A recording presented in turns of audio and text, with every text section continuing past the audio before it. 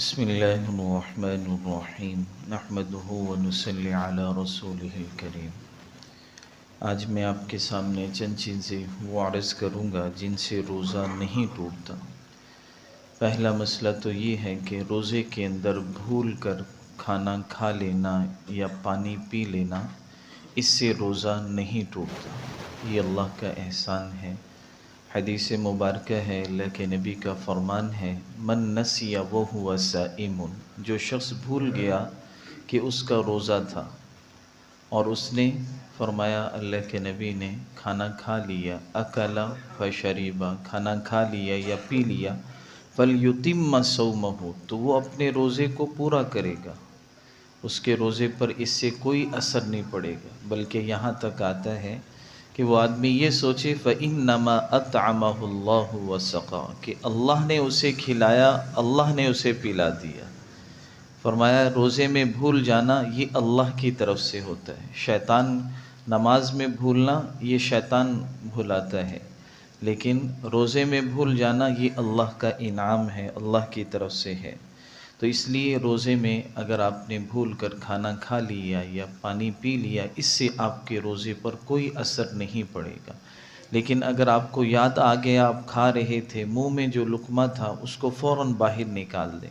पानी के आपके मुंह के अंदर था, आपको याद आ गया, किसी ने याद दिला दिया, याद आने के बाद नीचे ना उतारें, फिर उसको बाहर निकाल दें।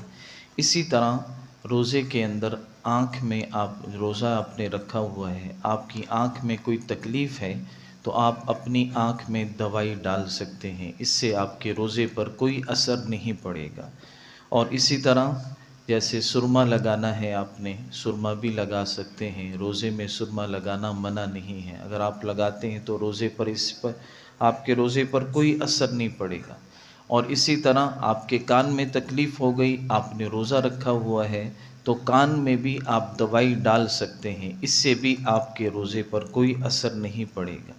इसी तरह रोज़ा रखा हुआ है, आपकी तबीयत ख़राब हो गई, आप डॉक्टर के पास जाते हैं, वो आपको इंजेक्शन लगाना चाहता है या ड्रिप लगाना चाहता है, आपकी ज़्यादा तबीयत ख़राब है तो आप इंजेक्शन भी लगवा सकते हैं, ड्रिप भी लगवा सकते हैं। खून आपका टेस्ट वो करना चाहता है या खून आपका लेना चाहता है या आप किसी को खून देना चाहते हैं, इन सब चीज़ों से आपके रोज़े पर कोई असर नहीं पड़ेगा। ये चीज़ें आप रोज़े में कर सकते हैं। इसी तरह कोई शुगर का मरीज़ है, उसने इंसुलिन लगानी है तो वो भी रोज़े की हालत में लगा सकता है इफ्तारी से पहले। इसी तरह जैसे आज जुम्मा है, आपने गुस्ल करना है, गुस्ल भी कर सकते हैं। बाल काटने हैं वो भी काट सकते हैं। नाखून तराशना अल्लाह के नबी की सुन्नत है। अल्लाह के नबी जब भी जुम्मा पढ़ने आते, अपनी मूछों को काटते, अपने जो है नाखूनों को काटते, बालों को काटते, तो ये भी आप काट सकते हैं, इससे रोज़े पर कोई असर नहीं पड़ता। इसी तरह जिस्म पर आप जो है तेल लगाना चाहते हैं, ये भी लगा सकते हैं, सर में, दाढ़ी में, जिस्म पर, इससे भी रोज़े पर कोई असर नहीं पड़ता। इसी तरह कोई आदमी सोया हुआ था, सोते हुए उसका खुद ब खुद एहतिलाम हो जाता है तो इससे भी रोज़े पर कोई असर नहीं पड़ेगा। इसी तरह आदमी का एहतिलाम हो गया रात को, अब उठा है तो सहरी में कुछ वक़्त बाकी है, अगर गुस्ल करने जाएगा तो सहरी का वक़्त निकल जाएगा, तो ये ऐसा करे, अपने हाथ धोकर, कुली कर कर, मुँह धोकर जो है वो कर सकता है, सहरी कर ले, सहरी के बाद गुस्ल कर ले, तो इससे भी इसके रोज़े पर कोई असर नहीं पड़ेगा। बाद में फिर जो है गुस्ल कर ले। लेकिन ये याद रखें कि जब फ़र्ज़ गुस्ल रमज़ान में करना है, वैसे तो पानी गरारा करना चाहिए, लेकिन जब गुस्ल रोज़े की हालत में करना है तो फिर गरारा नहीं करना, पानी ज़्यादा अंदर नहीं लेके जाना, सिर्फ़ कुली करनी, नाक में भी पानी ज़्यादा ऊपर नहीं चढ़ाना, अगर कहीं ज़्यादा ऊपर चढ़ गया तो इससे रोज़ा टूट जाएगा। और इसी तरह जो है मिसवाक करना, आप चाहे मिसवाक खुश्क है या तर है, आप रोज़े की हालत में मिसवाक करना चाहते हैं तो बिला कराहत के कर सकते हैं, इससे रोज़े पर कोई असर नहीं पड़ेगा। बल्कि मिसवाक तो हमें हर जो है नमाज के लिए जब भी वज़ू करें ज़रूर मिसवाक करें, इसकी हदीस मुबारक में बहुत फ़जीलत आती है। और एक बहुत अहम मसला है, कल भी एक फ़ोन आया कि कह का आ जाना, वॉमिटिंग का आ जाना, अब कल एक फ़ोन आया कि मुझे उल्टी आ गई इसलिए मैंने रोज़ा तोड़ दिया है, उसका कफ़ारा क्या है? मैंने कहा कि आपको किसने कहा कि जो है क़ै के आने से, उल्टी के आने से रोज़ा टूट जाता है? कह के खुद ब खुद आ जाने, चाहे जितनी मर्ज़ी उल्टी आ जाए, क़ै आ जाए, आपको वॉमिटिंग जितनी मर्ज़ी आए, उससे आपका रोज़े पर कोई असर नहीं पड़ेगा। सिर्फ़ एक सूरत में रोज़ा टूटता है जब आदमी जानबूझ के क्या करे, अपने मुंह में उंगली डाल ले, फिर मुंह भर कर क़ै हो, उससे रोज़ा टूटता है। या आपको क़ै आई, आपके मुंह में आ गई, आपने नीचे उतार लिया उसको, उससे रोज़ा टूटेगा। वैसे ख़ुद ब खुद आपका दिल ख़राब हुआ, उल्टी आ गई, तो इससे बिल्कुल आपके रोज़े पर कोई असर नहीं पड़ेगा। और इसी तरह नाक से खून का निकलना, इससे भी रोज़ा नहीं टूटता।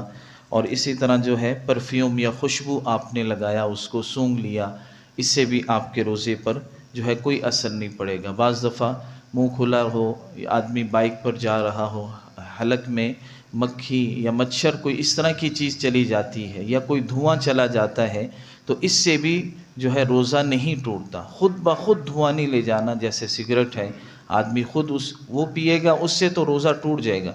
वैसे कहीं आग जल रही है, कहीं धुआं है, ख़ुद ब खुद आपके अंदर चला गया, तो उससे भी आपका रोज़ा नहीं टूटेगा। और एक बड़ा अहम मसला है कि मुंह के अंदर बाज़ दफ़ा हमारे लुआब बन जाता है।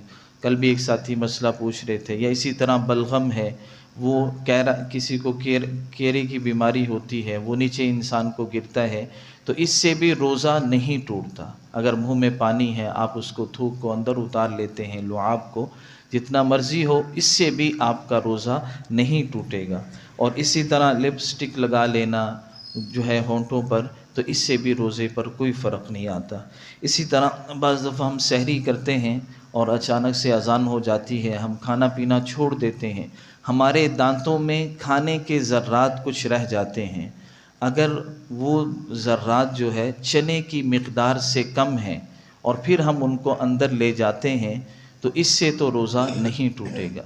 लेकिन अगर वो चने की मिक़दार से ज़्यादा कोई लुक़मा फंसा हुआ था, हमारे मुंह में था, उसको अंदर नहीं उतारना चाहिए, उसको हम जो है बाहर ही निकाल दें। लेकिन अगर चने की मिक़दार से कम कोई ज़र्रात थे हमारे दांतों में, वो हमने बाद में सहरी बंद होने के बाद अंदर उतार लिए, तो इससे रोज़ा नहीं टूटेगा। अल्लाह ताला हम सबको अमल की तौफ़ीक़ अता फ़रमाए। सफ़े दुरुस्त फ़रमा लें जी।